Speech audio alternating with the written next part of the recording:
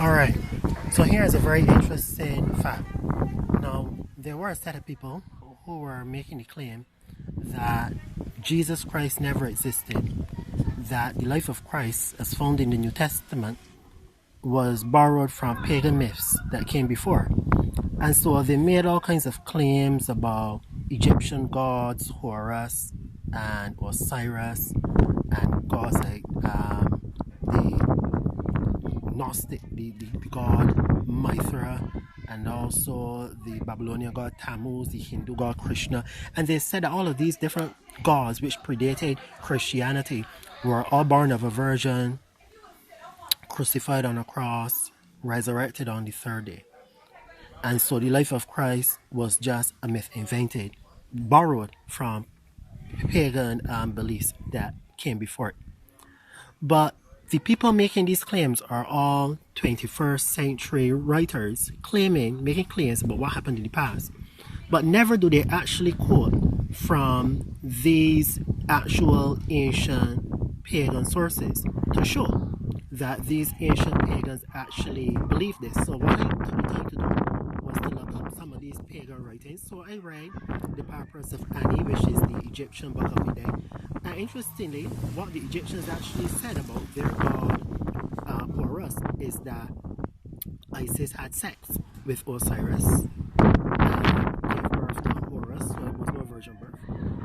Horus died from a scorpion sting, so it wasn't a crucifixion.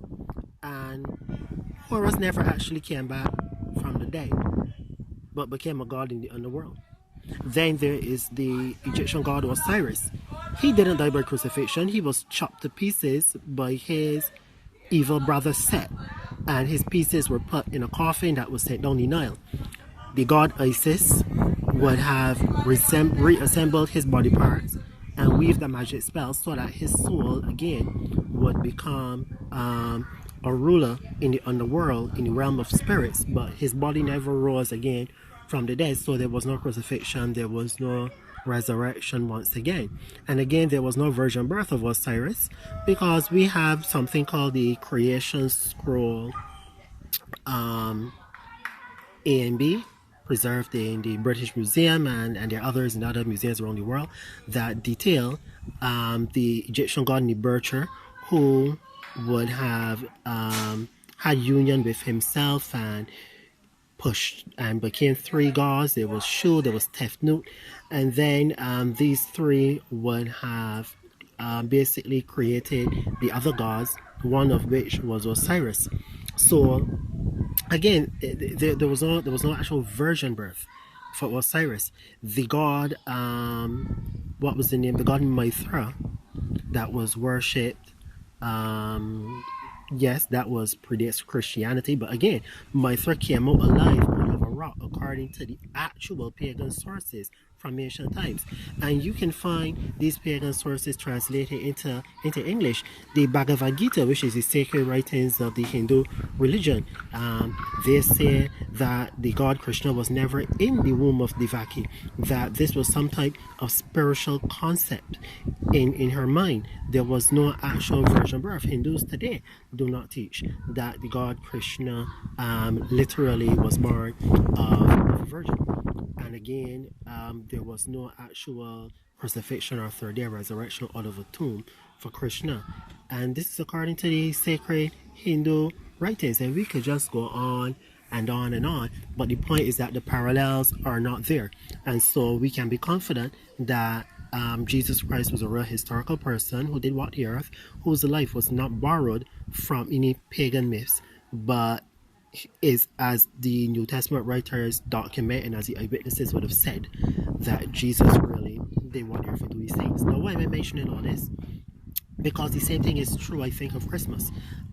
There is a movement right now where people are saying that, ancient pagan Romans celebrated the Saturnalia, the birthday of the unconquered sun, and that our Christmas tradition is a carbon copy that is borrowed from this pagan source that we just renamed the pagan festival and called it Christmas, but it really is the Roman Saturnalia, a pagan festival. But these people are not quoting from any of the ancient pagan Romans. And my challenge today is don't you rely on some modern 21st century historian to conjure up his reasons why he thinks that ancient pagans decorated Christmas trees and believed in Santa Claus and so forth. I want you to show me. I want you to show me where ancient pagans believed that their sun god was a real human being that was born on December 25th. Show me some ancient pagan writing. I want to know who translated it into English, where I can go and find a copy of it that I can read it for myself, where ancient pagans ever had Christmas trees and decorated them with lights. I want to see that for myself. I want to hear from an ancient pagan source where these ancient pagans confess that they exchanged gifts on December the 25th in honor of a savior that was born on that day. I want to see where it is documented. I want actual quotations from the ancient pagans so that I hear it from them, from the ancient pagans themselves, to show that they believe this.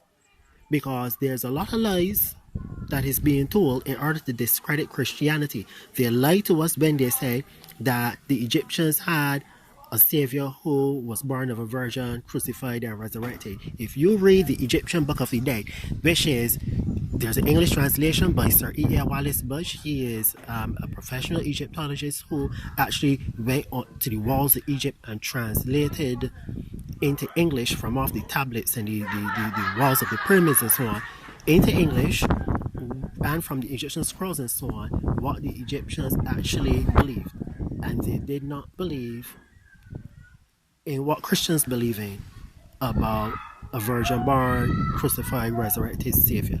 And I am suggesting that there really is no actual evidence predating Christianity that ancient pagans celebrated the birthday of someone who was born on December the 25th,